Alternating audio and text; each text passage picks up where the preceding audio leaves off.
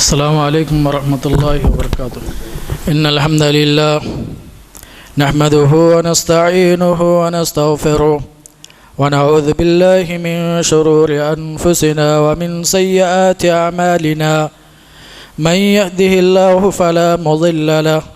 ومن يضلل فلا هادي له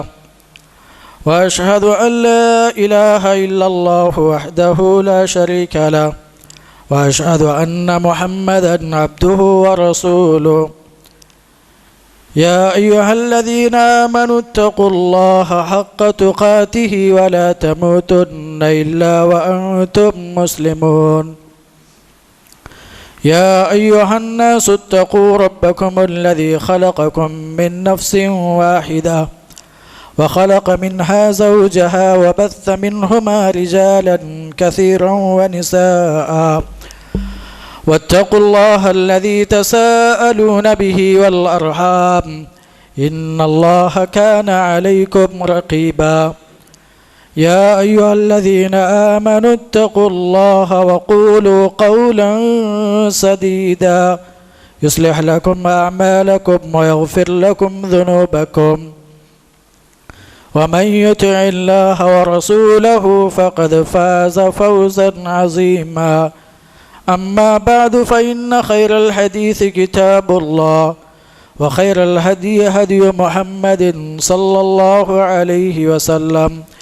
وشر الأمور محدثاتها وكل محدثة بدعة وكل بدعة ضلالة وكل ضلالة في النار قال الله عز وجل في كتابه المبين أعوذ بالله السميع العليم من الشيطان الرجيم بسم الله الرحمن الرحيم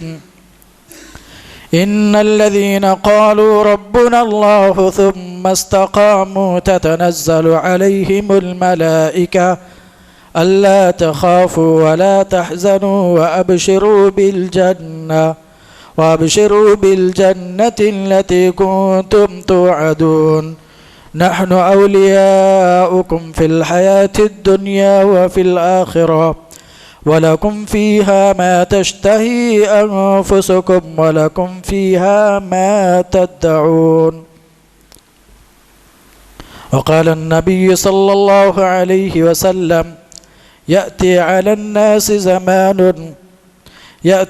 الناس زمان فيهم الصابر على دينهم كالجمر۔ برادران اسلام، دوستو، بزرگوں اور بھائیوں، قابل احترام میری مائیں اور بہنیں، تمام قسم کی حمد و ثنا، کبریائی، بڑائی اور بزرگی رب ذوالجلال کے لیے لائق و زیبا ہے، جس نے ہم بنی نوع انسان کو اس دنیا فانی کے اندر مبعوث فرمایا اور ہمیں اور آپ کو بہت ساری نعمتیں اس دنیا کے اندر مہیا فرمایا۔ سب سے عظیم نعمت اللہ رب العالمین کی یہ ہے کہ اللہ تبارک و تعالیٰ نے ہمیں مسلمان بنایا، ہمیں موحد بنایا، توحید پرست بنایا۔ یہ اللہ رب العالمین کا بہت بڑا احسان ہے۔ دوستو، بزرگوں اور بھائیوں، قرآن کریم کی جو آیت کریمہ میں نے آپ کے سامنے تلاوت کی ہے، اس آیت کریمہ کے اندر اللہ رب العالمین ارشاد فرما رہا ہے، ان الذین قالوا ربنا اللہ، یقیناً وہ لوگ جنہوں نے کہا کہ ہمارا رب اللہ ہے، ہمارا خالق، ہمارا رازق، ہمیں پیدا کرنے والا، پوری دنیا کے نظام کو چلانے والا اللہ ہے، ثم استقاموا، پھر اسی کے اوپر ثابت قدم رہے، اسی کے اوپر ڈٹے رہے، تتنزل علیہم الملائکہ، ایسے لوگوں کے اوپر اللہ رب العالمین کے فرشتے کا نزول ہوتا ہے۔ اللہ رب العالمین ایسے بندے کے پاس آتا ہے اور اس کے ایمان کے نتیجے میں، ایمان پر ثابت قدمی کے نتیجے میں وہ فرشتے کہتے ہیں اللہ تخافوا ولا تحزنوا، خوف نہ کھاؤ، غم مت کرو،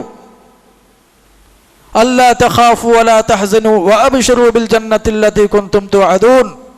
تم ہی جیسے لوگوں کے لیے جنت کی بشارتیں ہیں، اللہ تبارک و تعالیٰ نے جنت تیار کر رکھا ہے،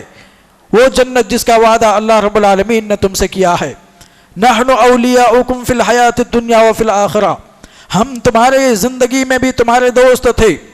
اور اخروی زندگی میں بھی ہم تمہارے دوست ہیں۔ وَلَكُمْ فِيهَا مَا تَشْتَهِي أَنفُسُكُمْ وَلَكُمْ فِيهَا مَا تَدَّعُونَ، تمہارے لیے جنت کے اندر وہ تمام چیزیں مہیا کر رکھی ہیں، وہ تمام چیزیں تیار کر رکھی ہیں جو تمہارا نفس چاہتا ہے، جو تم چاہو گے، جو تمہارا نفس چاہے گا، جو تمہارا مزاج چاہے گا، وہ تمام چیزیں اللہ رب العالمین نے جنت کے اندر تمہارے لیے تیار کر رکھا ہے۔ اس آیت کریمہ کے اندر اللہ رب العالمین نے اہل ایمان کی اور ایمان والوں کی استقامت کی بات کی ہے، اور اللہ رب العالمین نے اس ایمان پر اور ایمان پر ثابت قدمی کے نتیجے میں اللہ عز و جل نے ایک خوشخبری اور ایک تائید کا ذکر اللہ رب العالمین نے اس آیت کریمہ کے اندر کیا ہے۔ جو بندہ اللہ رب العالمین پر ایمان لاتا ہے اور ایمان لانے کے بعد اس پر ثابت قدم رہتا ہے، اس کے ثمرات کا تذکرہ اللہ رب العالمین نے اس آیت کریمہ کے اندر کیا ہے جو اللہ رب العالمین اپنے بندوں سے کرتا ہے۔ دوستو، بزرگوں اور بھائیوں، اس آیت کریمہ کے اندر اللہ رب العالمین نے ایمان اور ایمان پر استقامت کا تذکرہ کیا ہے۔ ایمان لانا ایک بات ہے، ایک الگ چیز ہے بندہ ایمان لے آتا ہے، اور ایک دوسری چیز ہے ایمان کے اوپر ثابت قدم رہنا۔ ایمان لانا بسا اوقات یہ بہت آسان اور سہل ہوتا ہے، کوئی بھی آدمی ایمان لے آتا ہے،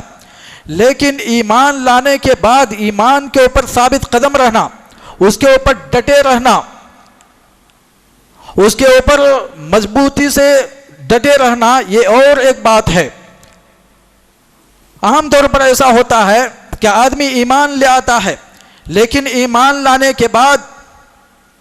توحید کا اقرار کر لینے کے بعد اللہ تبارک و تعالیٰ ان کے توحید کا امتحان لیتا ہے، اللہ ان کے ایمان کا امتحان لیتا ہے، ان کو آزمائش اور ابتلا میں ڈالتا ہے، مصیبتوں میں ڈالتا ہے۔ تو ایسا ہوتا ہے کہ بعض بندے ایسے ہوتے ہیں کہ وہ ان کا ایمان ڈگمگا جاتا ہے، ان کے پاؤں لرز جاتے ہیں، وہ ڈر جاتا ہے اور وہ اپنے ایمان کو چھوڑ دیتا ہے، وہ ایمان پر ثابت قدم نہیں رہ پاتا ہے۔ اسی لیے اللہ تبارک و تعالیٰ نے قرآن پاک کے اندر بیان فرمایا ہے، احسب الناس ان یترکوا ان یقولوا آمنا وهم لا یفتنون، کیا لوگوں نے یہ سوچ رکھا ہے، کیا لوگوں نے یہ گمان کر رکھا ہے کہ ہم ایمان لے آئے اور ان کو آزمایا نہیں جائے گا، ان کو مصیبت میں نہیں ڈالا جائے گا، ان سے امتحان نہیں لیا جائے گا؟ کیا لوگوں نے یہ سوچ رکھا ہے، کیا لوگوں نے یہ سمجھ رکھا ہے؟ وَلَقَدْ فَتَنَّ الَّذِينَ مِن قَبْلِهِمْ فَلَيَعْلَمَنَّ اللَّهُ الَّذِينَ صَدَقُوا وَلَيَعْلَمَنَّ الْكَاذِبِينَ، اللہ عز و جل نے فرمایا کہ اس سے پہلے جو لوگ آئے، جن لوگوں نے ایمان کا دعویٰ کیا، جو لوگ ایمان لائے، مومن بنے، کلمہ پڑھا، ہم نے ان لوگوں کو آزمائش میں ڈالا، ہم نے انہیں مصیبتوں میں ڈالا، ہم نے ان کا امتحان لیا۔ کیوں؟ اللہ رب العالمین اہل ایمان سے ایمان کا امتحان کیوں لیتا ہے؟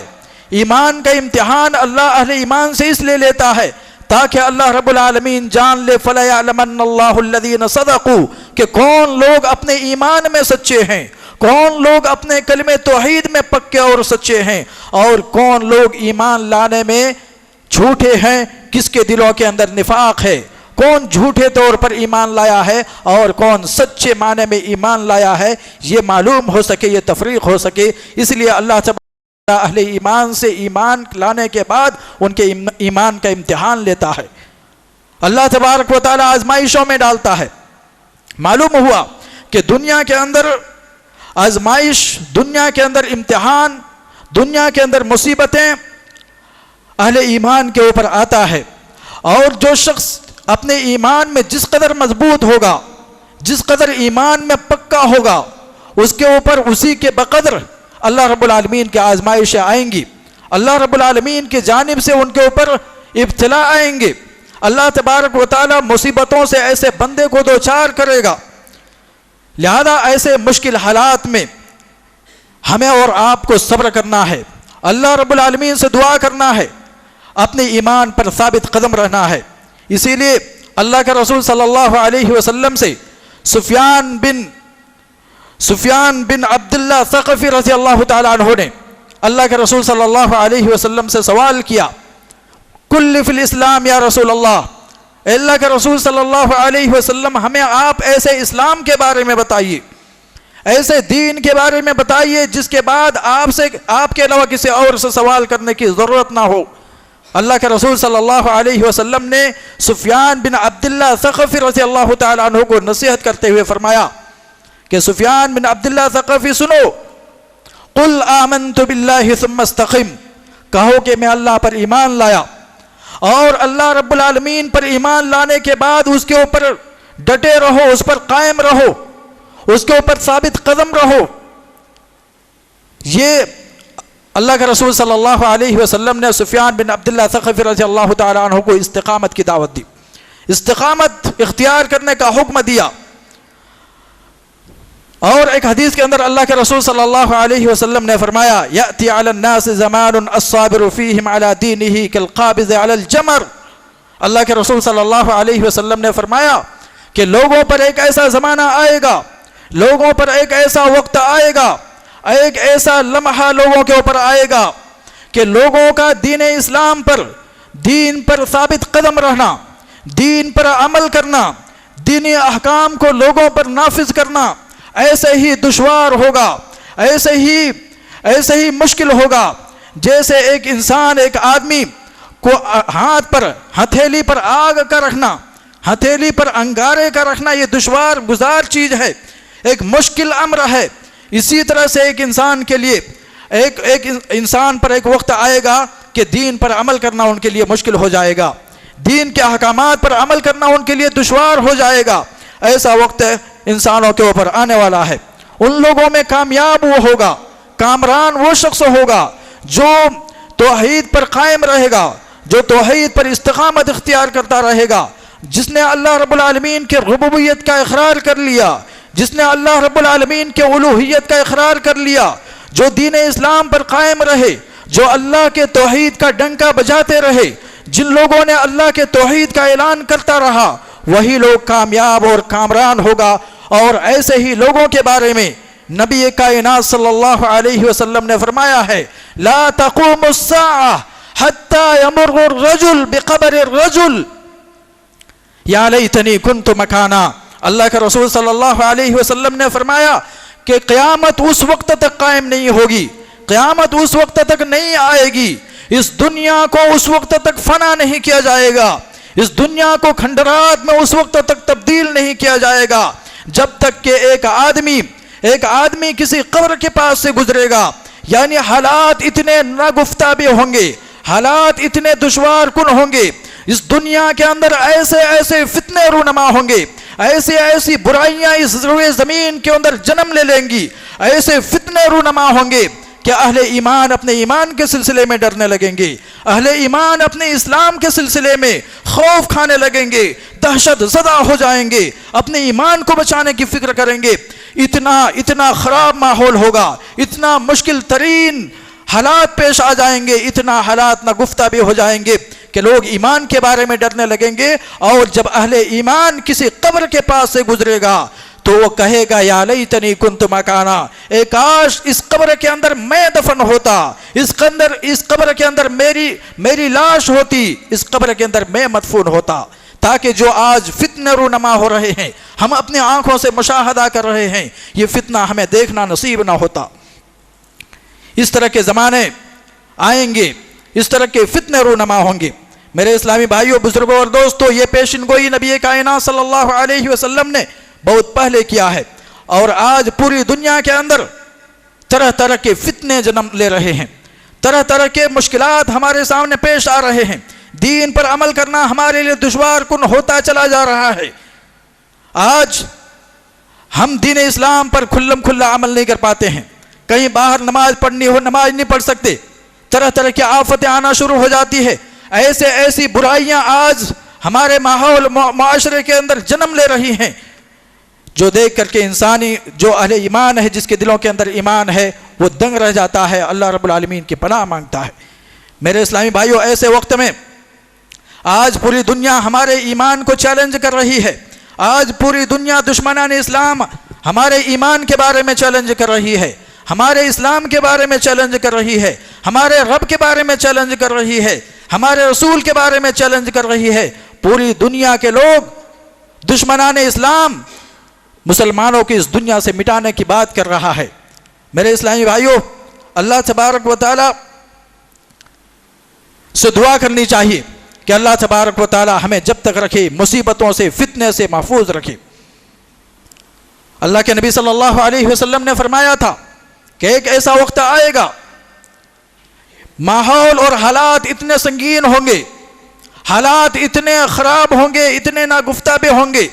کہ آدمی صبح کو مومن ہوگا تو شام کو کافر ہوگا، اور شام کو مومن ہوگا تو صبح کو کافر ہوگا۔ وَيَبِيعُ عَلَى دِينِهِمْ وَيَبِيعُ أَحَدُهُمْ بِحَرْزٍ مِّنَ الدُّنْيَا، اور حالات اس قدر خراب ہو جائیں گے کہ آدمی سستی شہرت کے لیے، دنیا کمانے کے لیے، دنیا کی مفاد کے لیے، دنیا کے چند سکوں کے عوض اپنے ایمان کو فروخت کر دے گا، اپنے دین کو بیچ دے گا، شہرت حاصل کرنے کے لیے، اپنے آپ کا نام کمانے کے لیے، دنیا کے چند سکوں کے لیے اپنے ایمان کو فروخت کرے گا، اپنے دین کو بیچ دے گا۔ میرے اسلامی بھائیوں، بزرگوں اور دوستوں، ہمارے ایمان اور ہمارے استقامت کو چیلنج کرنے والی دو چیزیں ہیں، دو ایسی چیزیں ہیں جس کے ذریعے سے ہمارے ایمان اور ہمارے استقامت کو چیلنج کیا جا رہا ہے آج پوری دنیا کے اندر۔ دو چیز کیا ہے؟ ایک ہے ترغیب اور دوسرا ہے ترہیب۔ ترغیب کا مطلب یہ ہے کہ بندے کو لالچ دیا جائے، اہل ایمان کو لالچ دیا جائے، اور لالچ دے کر کے ان کے ایمان کا سودا کیا جائے، چاہے کسی بھی چیز کی لالچ ہو، عہدے کی لالچ ہو، منصب کی لالچ ہو،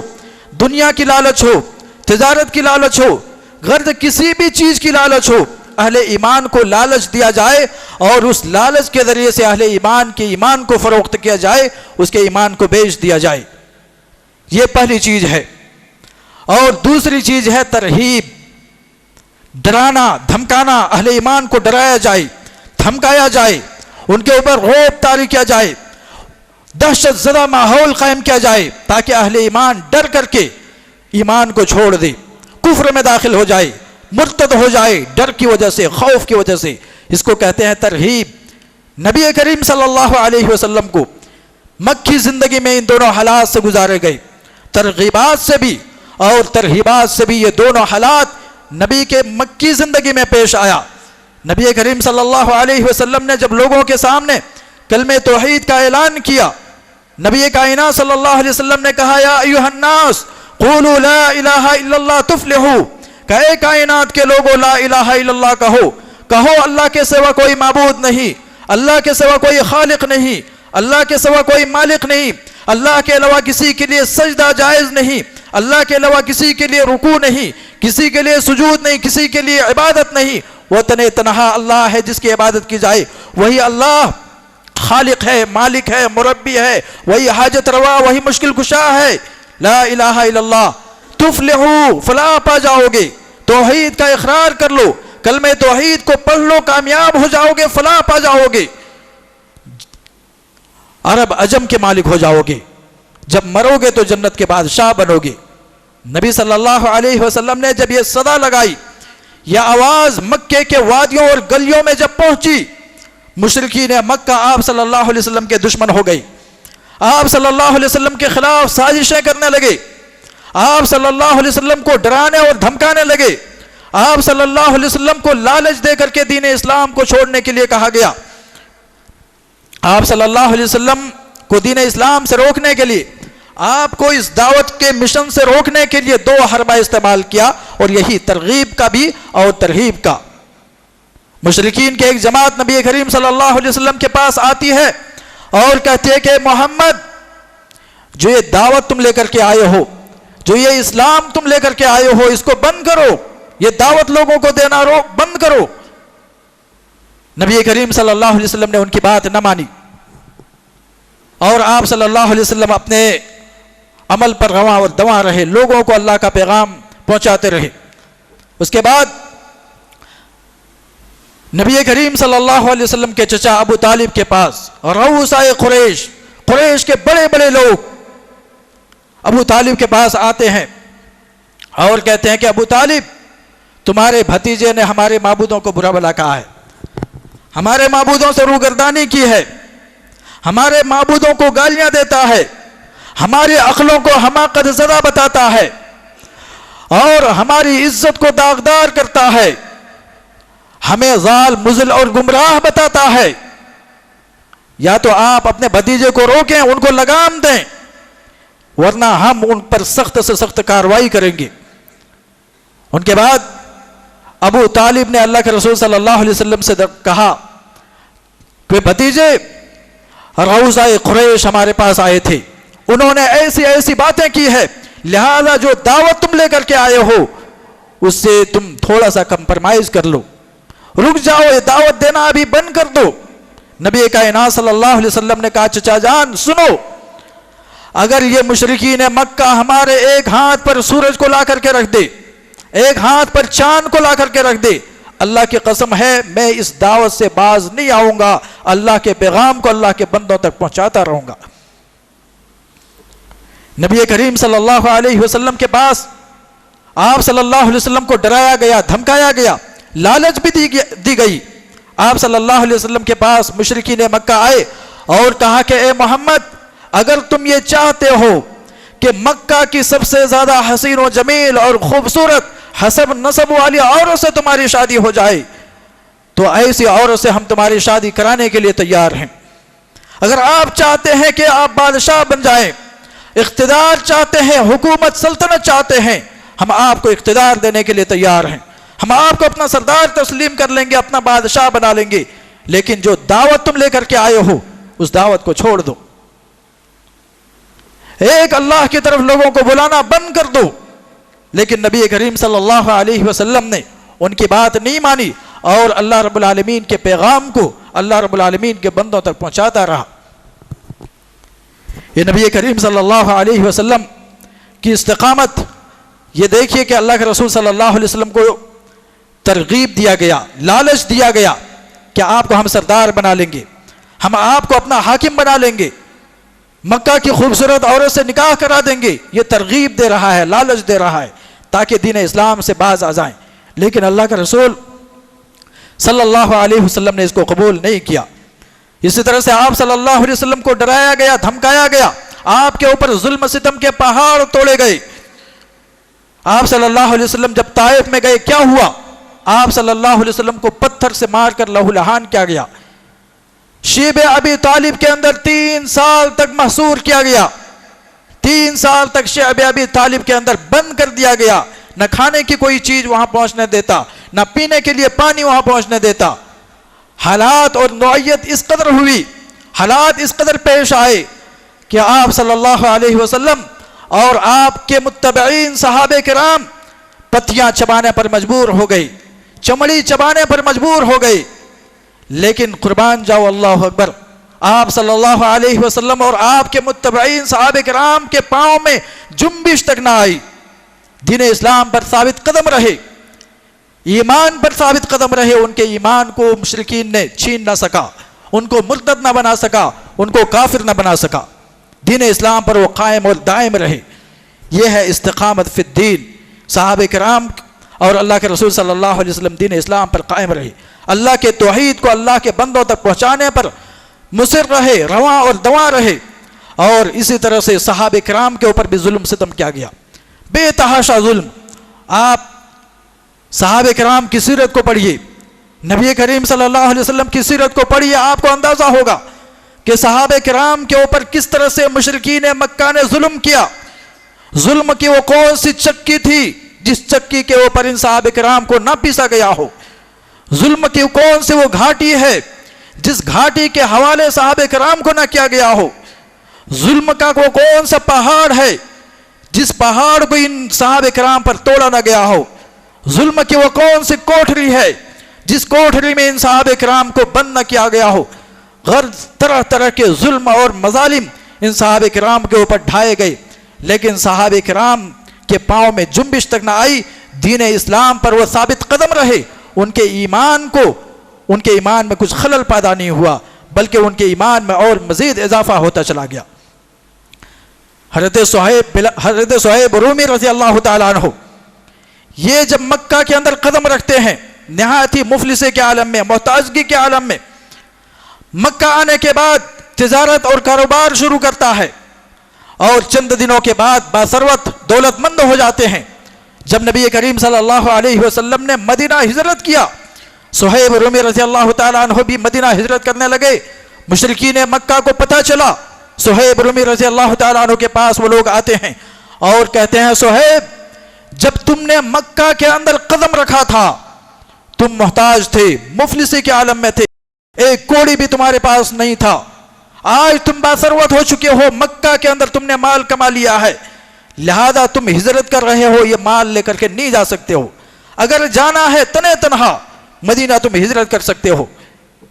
صہیب رومی رضی اللہ تعالیٰ عنہ نے کہا، مجھے ایمان کی دولت پیاری ہے، مجھے ایمان کی دولت محبوب ہے، مجھے رسول کی محبت پیاری ہے، مجھے اسلام سے محبت ہے، لہذا میں اسلام کے لیے، ایمان کے لیے، اپنے رسول کی محبت کے لیے تمام دولتوں کو قربان کرتا ہوں۔ مجھے نہیں چاہیے یہ دولتیں، مجھے ایمان کی دولت مل چکی ہے، مجھے اسلام کی دولت مل چکی ہے، مجھے رسول کی محبت مل چکی ہے، مجھے یہ دنیا کی دولت نہیں چاہیے۔ سب کچھ قربان کر دیتے ہیں اور پھر مدینہ ہجرت کر جاتے ہیں تنے تنہا۔ صہیب رومی رضی اللہ تعالیٰ عنہ نبی کریم صلی اللہ علیہ وسلم کے پاس پہنچتے ہیں، پورے داستان سناتے ہیں، واقعہ بیان کرتے ہیں۔ اللہ کے رسول صلی اللہ علیہ وسلم نے فرمایا کہ صہیب تمہاری تجارت کامیاب ہو گئی، تمہاری تجارت کامیاب ہو گئی۔ صہیب رومی رضی اللہ تعالیٰ عنہ کو ان کی مال، ان کی دولت نے اسلام سے نہیں پھیر سکا۔ توحید کی محبت، ایمان اور اسلام کی محبت ان کے اوپر غالب تھی، دنیا کی محبت کو قربان کر دیا۔ نہیں چاہیے دنیا، ہمیں آخرت مل چکی ہے، آخرت کی محبت مل چکی ہے، نبی کی محبت مل چکی ہے، یہ دنیا ہمیں نہیں چاہیے۔ اللہ کے رسول نے بشارت دیا کہ تمہاری تجارت کامیاب ہو گئی۔ حضرت خباب بن ارت رضی اللہ تعالیٰ عنہ، ان کے اوپر مشرکین مکہ نے ایسے ظلم ڈھائے، خباب بن ارت کے پیٹھ میں آگ سے داغا گیا، لیکن ان کو ان کے ایمان سے پھیر نہ سکا، ایمان پر ثابت قدم رہے۔ حضرت بلال حبشی رضی اللہ تعالیٰ عنہ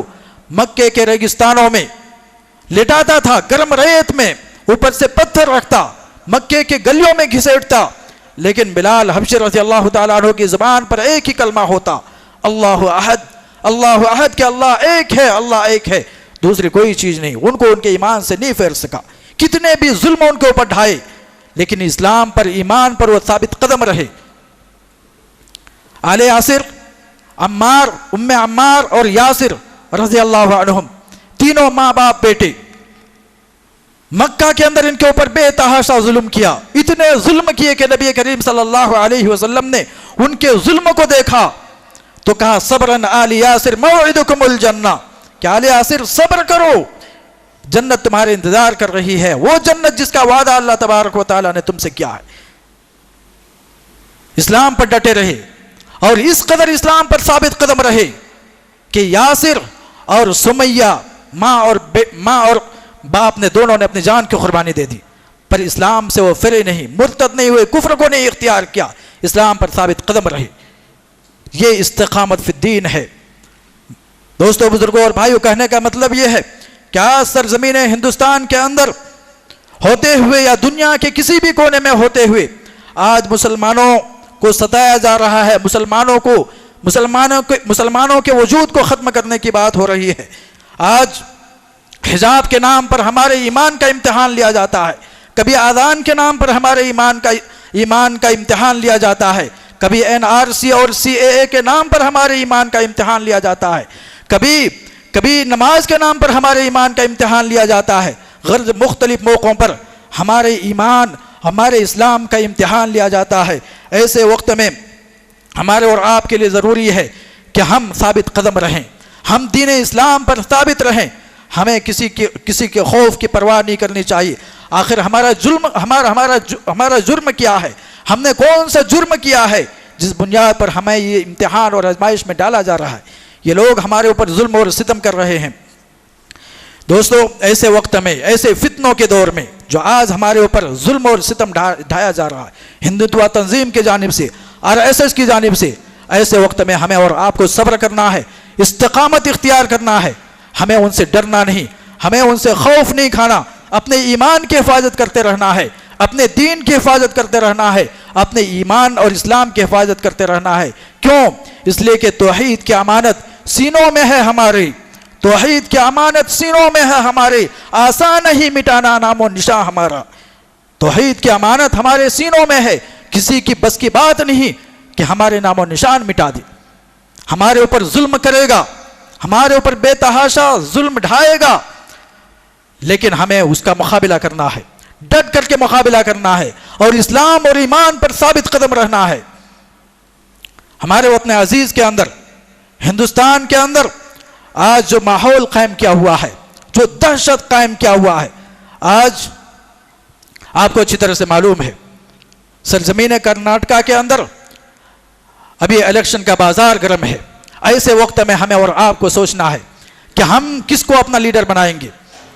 کس کو ہمیں اپنا لیڈر بنانا ہے، کون ہمارا خیر خواہ ہے۔ یاد رکھو، آج ہمارا اللہ اور مومنین کے علاوہ کوئی خیر خواہ نہیں۔ ہمارا خیر خواہ صرف اللہ ہے، ہمارا خیر خواہ صرف مومنین ہے، اس کے علاوہ کوئی نہیں۔ لیکن آج ہمارا کھلم کھلا دشمنی کون کرتا ہے، ہم سے کون ہمیں مارنے اور کاٹنے کی بات کرتا ہے، یہ ہمیں بیان کرنے کی ضرورت نہیں، ہم سب اچھی طرح سے باخبر ہیں۔ لہذا ابھی الیکشن کا وقت ہے، ہمیں اور آپ کو سوچ کر کے فیصلہ کرنا ہے کہ ہم کس کو لیڈر بنانے جا رہے ہیں۔ میرے اسلامی بھائیوں، اللہ کے رسول صلی اللہ علیہ وسلم کے ایک ساتھی ہیں سعد بن ابی وقاص رضی اللہ تعالیٰ عنہ۔ ان کے ایمان اور استقامت کو آپ دیکھیے کہ جب مشرب اسلام ہوئے، جب انہوں نے ایمان لایا، ان کی ماں کفر پر تھی، کافرہ تھی۔ جب ان کی ماں کو یہ علم ہوا کہ سعد بن ابی وقاص اسلام لا چکا ہے، دین محمدی کا اقرار کر چکا ہے، سعد بن ابی وقاص رضی اللہ تعالیٰ عنہ کے گھر پہنچتی ہے اور کہتی ہے کہ بیٹے، میں نے سنا ہے کہ تم نے دین محمدی کو اقرار کر لیا ہے، دین محمدی کو تم نے چن لیا ہے۔ سعد بن ابی وقاص رضی اللہ تعالیٰ عنہ کہتے ہیں ہاں ماں ٹھیک ہے، میں نے دین محمدی کو اختیار کر لیا ہے، میں نے اسے چن لیا ہے۔ سعد بن ابی وقاص رضی اللہ تعالیٰ عنہ کی ماں کہتی ہے کہ بیٹے، دین محمدی کا انکار کر دو، کفر کو اختیار کر لو، مرتد ہو جاؤ۔ کیا محمد کی تعلیمات میں سے ایک تعلیم یہ نہیں ہے کہ ماں باپ کی اتباع اور پیروی کرنی چاہیے؟ سعد بن ابی وقاص رضی اللہ تعالیٰ عنہ کہتے ہیں ہاں ماں ٹھیک ہے، بات ایسا ہی ہے، ماں باپ کی بات ماننی چاہیے، لیکن اس سلسلے میں تمہاری بات نہیں مان سکتا۔ سعد بن ابی وقاص رضی اللہ تعالیٰ عنہ کی ماں کہتی ہے کہ بیٹے، اگر تم نے دین اسلام کو نہیں چھوڑا، دین محمدی کو اگر نہیں چھوڑا، تو یاد رکھو میں کھانا پینا بند کر دوں گی، نہ کھانا کھاؤں گی، نہ پانی پیوں گی، اپنے آپ کو ہلاک کر دوں گی اور اس کا الزام تمہارے اوپر لاد دوں گی۔ سعد بن ابی وقاص رضی اللہ تعالیٰ عنہ کی ماں کھانا پینا بند کر دیتی ہے، نہ کھانا کھاتی ہے، نہ پانی پیتی ہے۔ سعد بن ابی وقاص رضی اللہ تعالیٰ عنہ اصرار کرتے ہیں کہ ماں کھانا کھا لو، پانی پی لو، لیکن وہ کہتے ہیں کہ میں نہ کھانا کھا سکتی ہوں، نہ پانی پی سکتی ہوں جب تک کہ تو ارتداد کا راستہ اختیار نہیں کرے گا، جب تک تو مرتد نہیں ہوگا، اسلام کو نہیں چھوڑے گا، دین محمدی کو نہیں چھوڑے گا، تب تک میں نہ کھانا کھا سکتی نہ پانی پی سکتی۔ سعد بن ابی وقاص رضی اللہ تعالیٰ عنہ نے جب دیکھا اپنے ماں کے حوصلے کو، ان کے عزم مصمم کو، پختہ ارادے کو، تو سعد بن ابی وقاص رضی اللہ تعالیٰ عنہ نے اپنے ماں کو خطاب کرتے ہوئے کہا واللہ یا اماں لو كانت لك 100 نفس فخرجت نفسا نفسا ما تركت دینی هذا لشيء فكلي ان شئت او لا تأكلي۔ سعد بن ابی وقاص رضی اللہ تعالیٰ عنہ نے کہا ماں، تیری جیسی اگر 100 جانیں ہوتی تو یک بعد دیگر جانیں قربان کر دیتا، لیکن یاد رکھو میں دین محمدی کو نہیں چھوڑ سکتا، اس دین کو میں چھوڑ نہیں سکتا، اگر چاہو تو کھاؤ، نہیں چاہو تو مت کھاؤ، میں دین اسلام کو نہیں چھوڑ سکتا، تم مر جاؤ، ہلاک ہو جاؤ، برباد ہو جاؤ، اور ایک نہیں اگر 100 مائیں ہوتی، 100 جانیں ہوتی ہے، ایک ماں کی سب کو میں قربان کر دیتا، لیکن دین اسلام کو میں چھوڑنے کے لیے راضی نہیں ہوں۔ یہ سعد بن ابی وقاص رضی اللہ تعالیٰ عنہ کی ماں کی محبت نے انہیں اسلام سے پھیر نہ سکا، اسلام کی محبت ان کے اوپر غالب آئی اور وہ اسلام پر ڈٹے رہے، اسلام پر ثابت قدم رہا، اسلام پر استقامت اختیار کیا۔ آج ہمیں یہ دیکھنا چاہیے، یہاں تک کہ اللہ تبارک و تعالیٰ نے ان کے حق میں ایک آیت بھی نازل فرمائی، وَإِن جَاهَدَاكَ عَلَىٰ أَن تُشْرِكَ بِي مَا لَيْسَ لَكَ بِهِ عِلْمٌ فَلَا تُطِعْهُمَا وَصَاحِبْهُمَا فِي الدُّنْيَا مَعْرُوفًا۔ یہ آیت کریمہ سعد بن ابی وقاص رضی اللہ تعالیٰ عنہ کے بارے میں نازل ہوئی، جو رہتی دنیا تک تلاوت کی جائے گی، پڑھی جائے گی۔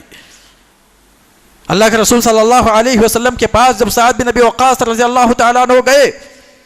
تو کہا کہ سعد ما فعلت امک، کہ سعد تم نے اپنی ماں کے ساتھ کیا برتاؤ کیا، تم نے اپنے ماں کے ساتھ کون سا عمل کیا کہ اللہ نے قرآن میں آیت نازل فرما دی ہے؟ تو سعد بن ابی وقاص رضی اللہ تعالیٰ عنہ کہتے ہیں کہ میں نے ایسا عمل کیا ہے، میں نے دین اسلام کو اختیار کر لیا ہے، اپنی ماں کی محبت کو میں نے قربان کر دیا ہے۔ اللہ رب العالمین کو یہ ادا اتنا پسند آیا، اتنا محبوب ہوا کہ اللہ تعالیٰ نے ان کے حق میں آیت کریمہ نازل فرمائی۔ دوستو، بزرگوں اور بھائیو، آج ہمیں یہ دیکھنا چاہیے کہ آج چند سکوں کے خاطر ہمارے ایمان کا سودا کیا جاتا ہے، ہمارے اسلام کا سودا کیا جاتا ہے، دھمکا کر کے، ڈرا کر کے، مار کر کے ایمان کی فروخت کی مانگ کی جاتی ہے۔ دوستو، کامیاب وہ شخص ہے، کامران وہ شخص ہے جس نے اپنے ایمان کو محفوظ رکھا، جو ایمان پر ثابت قدم رہے، جو ایمان پر ڈٹے رہے، وہ شخص کامیاب ہے جو دین پر قائم رہا۔ یاد رکھو، ہر ایک کو مرنا ہے، ہر ایک کو مرنا ہے، چاہے اچھے انسان ہوں یا برے انسان ہوں، چاہے وہ اللہ پر ایمان رکھتا ہو یا اللہ کے ساتھ کفر کرتا ہو، ہر ایک کو مرنا ہے۔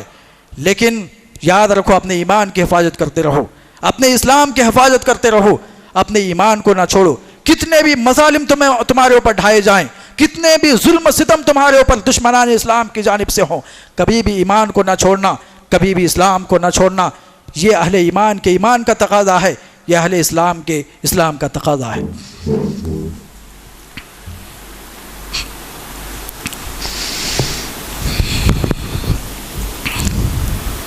الحمدللہ الذی لم یلد ولم یولد ولم یکن لہ کفوا احد۔ دوستو، بزرگوں اور بھائیو، ایک سوال پیدا ہوتا ہے کہ ہم اپنے ایمان کو، اپنے اسلام کو کیسے محفوظ کر سکتے ہیں؟ دین پر قائم رہنا ہمارے لیے کیسے آسان ہوگا؟ ایک سوال پیدا ہوتا ہے، کیا ہم زبان سے کہہ لیں گے کہ ہم ایمان والے ہیں، ہم مسلمان ہیں، تو یہ ہمارے لیے کافی ہوگا؟ نہیں، بلکہ کچھ وسائل ہیں، کچھ ذرائع ہیں، جن وسائل کو اپنا کر کے، ذرائع کو اپنا کر کے ہم دین اسلام پر قائم رہ سکتے ہیں، اور دین اسلام پر قائم رہنا ہمارے لیے آسان ہو سکتا ہے۔ وہ کون سے ذرائع ہیں، وہ کون سے وسائل ہیں؟ پہلی چیز یہ ہے کہ قرآن کریم کو پڑھا جائے، قرآن کریم کو معنی اور مفہوم کے ساتھ سمجھ کر کے ان کی تلاوت کی جائے کہ اللہ تبارک و تعالیٰ نے ان لوگوں کے ساتھ کیا برتاؤ کیا ہے جن لوگوں نے اہل ایمان کے ساتھ ظلم ستم ڈھاہا، جن لوگوں نے اہل ایمان کو آزمائش اور فتنے میں ڈالا، جن لوگوں نے اہل ایمان کو ستایا، ان لوگوں کا انجام کیا ہوا، اور جن لوگوں کے اوپر آزمائشیں آئی تو ان لوگوں نے کس طرح سے ان کا دفاع کیا۔ یہ قرآن کریم کو جب آپ پڑھیں گے، قرآن کریم کے اندر پچھلے نبیوں کے جو واقعات، پچھلی قوموں کے واقعات ہیں، اس کو سمجھ کر کے آپ پڑھیں گے تو آپ کو معلوم ہوگا، اور قرآن کریم کے پڑھنے کی وجہ سے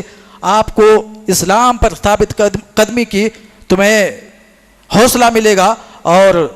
اس کے ذریعے سے آپ کو اسلام پر ثابت قدم رہنا آسان ہوگا۔ جیسا کہ اللہ تبارک و تعالیٰ نے قرآن کریم کے اندر اپنے نبی صلی اللہ علیہ وسلم کے لیے فرمایا کہ قرآن ہم نے نازل کیا ہے آپ صلی اللہ علیہ وسلم کے اوپر، کیوں؟ لِنُثَبِّتَ بِهِ فُؤَادَكَ، تاکہ نبی صلی اللہ علیہ وسلم اس قرآن کے ذریعے سے آپ کے دل کو مضبوط کر دیں گے، آپ کو ثابت قدمی عطا فرمائیں گے اس قرآن کے ذریعے سے۔ لہذا یہ قرآن کریم ہمارے لیے بہت اہم ہتھیار ہے اسلام پر ثابت قدم رہنے کے لیے۔ لہذا قرآن کریم کو پڑھا جائے، اس کے معنی اور مفہوم کو سمجھا جائے، اس پر تدبر کیا جائے، اس پر غور و فکر کیا جائے، تاکہ ہم اپنے ایمان کو بچا سکیں، اپنے اسلام کو بچا سکیں۔ دوسری چیز دعا کرنا ہے، اپنے ایمان اور اسلام کی بقا اور تحفظ کے لیے اللہ رب العالمین سے دعا کرنا ہے، کیونکہ نبی کریم صلی اللہ علیہ وسلم اپنے ایمان، اسلام کی حفاظت اور تحفظ کے لیے، بقا کے لیے اللہ تعالیٰ سے دعا کرتے تھے۔ اللہ کے رسول صلی اللہ علیہ وسلم ہمیشہ یہ دعا مانگا کرتے تھے، یا مقلب القلوب ثبت قلبی علی دینک، کہ اے دلوں کے الٹنے پلٹنے والے، اے دلوں کے پھیرنے والے، ہمارے دلوں کو ثابت قدمی عطا فرما اپنے دین کے اوپر، دین اسلام کے اوپر ہمارے دل کو ثابت قدمی عطا فرما۔ یہ نبی کریم صلی اللہ علیہ وسلم دعا کرتے تھے، لہذا ہمیں اور آپ کو بھی یہ دعا کرتے رہنا چاہیے۔ دعا کے ذریعے سے ہم دین اسلام پر ثابت قدم رہ سکتے ہیں۔ اور امام احمد ابن حنبل رحمۃ اللہ علیہ کے تعلق سے میں آپ کو بتاؤں، امام احمد ابن حنبل رحمۃ اللہ علیہ کے زمانے میں جب خلق قرآن کا مسئلہ آیا، مامون رشید نے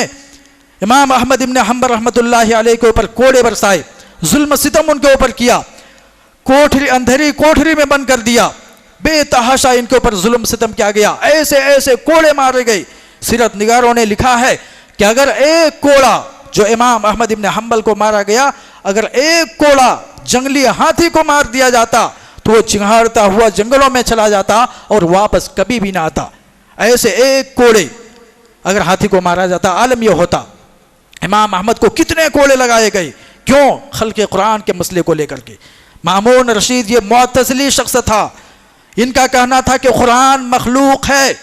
جیسے ہم اور آپ اللہ کے مخلوق ہیں اسی طرح قرآن بھی اللہ کا مخلوق ہے۔ امام احمد ابن حنبل رحمۃ اللہ علیہ نے کہا قرآن مخلوق نہیں، یہ اللہ کا کلام ہے، اور اللہ کا کلام مخلوق نہیں ہو سکتا ہے۔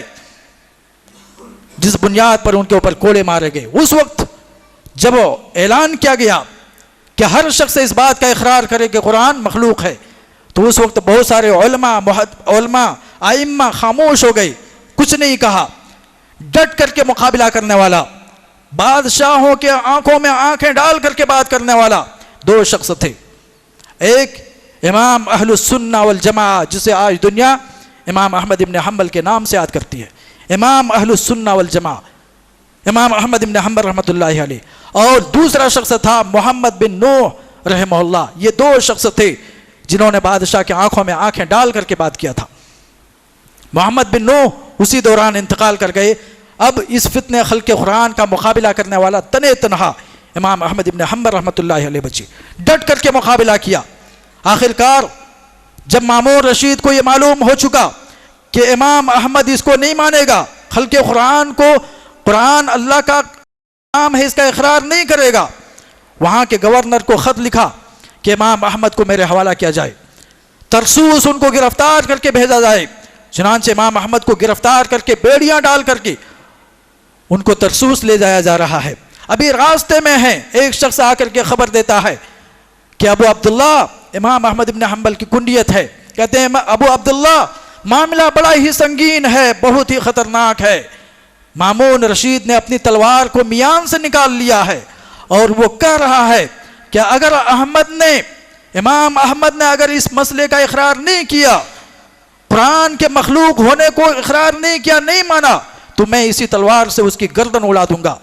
امام احمد ابن حنبل رحمۃ اللہ علیہ وہیں پر گھٹنا ٹیک کر کے بیٹھ جاتے ہیں، اللہ رب العالمین سے دعا کرتے ہیں، اللہم سید غر هذا الفاجر حلمک حتی یتجرع علی اولیائک۔ امام احمد ابن حنبل دعا کرتے ہیں کہ پروردگار تیرے حلم نے، تیرے رحم و کرم نے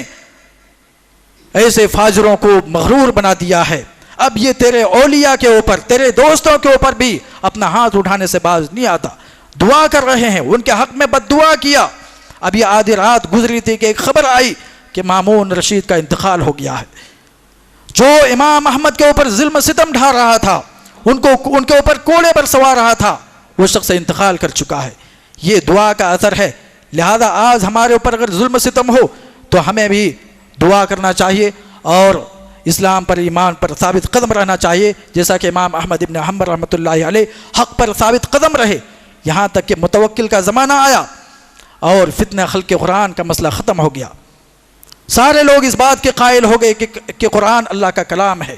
اگر اس وقت امام احمد ابن حنبل رحمۃ اللہ علیہ اگر اس کے قائل ہو جاتے تو آج کتنے لوگ گمراہ ہوتے۔ تو میرے اسلامی بھائیوں، یہ دوسری چیز ہے دعا، اور تیسری چیز ہے قصص الانبیاء کو پڑھا جائے، انبیاء کی ہسٹری، ان کی تاریخ کو پڑھا جائے کہ ان لوگوں نے کیسے دشمنان اسلام کا مقابلہ کیا، کیسے اپنے دشمنوں کا مقابلہ کیا، اور دین اسلام پر وہ کیسے ثابت قدم رہے۔ لہذا ان چیزوں کو جب آپ پڑھیں گے ان کا مطالعہ کریں گے، ان کا جب آپ کے پاس علم ہوگا تو دین اسلام کے اوپر ثابت قدمی میں آپ کو آسانی ہوگی۔ اللہ رب العالمین سے دعا ہے کہ اللہ تبارک و تعالی دین اسلام کے ذریعے سے ہم مسلمانوں کی عزت عطا فرما۔